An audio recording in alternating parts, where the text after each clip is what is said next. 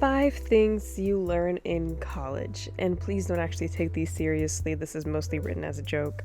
Number 1, college parties are kind of overrated. I was actually very excited to get to see what a real college party was like, because in movies they always depict them in some nice, fancy, rich house with very attractive people who look over 25, a nice DJ with lots of entertainment, when in reality they're pretty much the opposite of that. Usually it'll be in some sketchy trap house near campus, the guy hosting is the only one over 25, who still hangs around college kids for whatever reason, and let's not forget the string lights, I swear every party house has them, and the homemade garage bar. If the bar is not in the garage, then it's in the backyard. If it's not in the backyard, then it's in the basement. Girls get free Trulies or White Claws, and guys get the overpriced $5 beer and $15 entry fee. Bathroom door is always broken, and there's only ever one bathroom in the house, and it always has a huge line of drunk girls about to throw up. Yeah, not quite the expectation, but it still makes for a fun night on occasion. Number 2. There's at least a 50% chance that you might change your major at some point. I think it's actually pretty smart when freshmen have an undecided major, because it's much better planning your classes out when you don't really know yet what you're going to do with your life. I think finding what career path works for you takes time and trial. You're most likely not just going to automatically know what you're going to do when you graduate high school. It's a process. A lot of students will come into college thinking they're going to do one thing and they're so certain about it until they get some crappy professor that will ruin it for them, and suddenly they want to do something else entirely. It happens.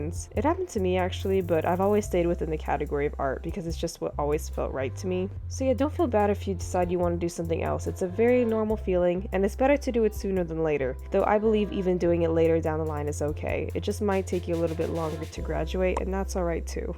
Number 3. Freshman relationships are often the worst. I'm sure there's actually a good reason for this, and oftentimes it seems like it stems from unresolved trauma or issues you carried into your young adult life. You're an adult now, and suddenly you have all this freedom, opportunity, and a new environment. It's a lot, and it can be overwhelming. Making space for a love life at the same time can often go really badly when you realize you're so fucked up from your past that you've never had time to heal and grow on your own. Obviously, this doesn't apply to everyone, and I've seen some relationships actually work out well, but I still think you should be careful. Maybe jumping into a relationship right now isn't the best time, and that's honestly the best advice I can give. Take it slow. Make sure you've got everything else under control in your life, and if you know you've got many unresolved issues, see a therapist. Oftentimes, at least in my university, we had free counseling sessions, and that could be very helpful.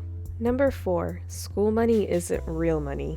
Universities will create the most overpriced currency system for their school markets and cafeteria and label them with some goofy name. For instance, like Tiger Bucks if your school mascot is a tiger. I just made that up by the way, but I'm sure it's a real thing somewhere. I don't know what it is about this school currency, but it never feels like I'm spending real money when I use these on campus, especially if you're receiving a scholarship or financial aid that covers it. I can rationalize spending over 20 Tiger Bucks on some snacks and a drink, but if I had to use my actual hard-earned money on some overpriced food, I would never buy anything from these school markets. What makes these Tiger Bucks seem more useless is the fact that you can only really use them on food, but your meal plan already has another system in place that covers the food that you need. For instance, in our school they were called swipes, and you could use 2 swipes a day as meal vouchers. So what's the point of these Tiger Bucks then? To buy snacks? So yeah, the whole system doesn't really make any sense to me.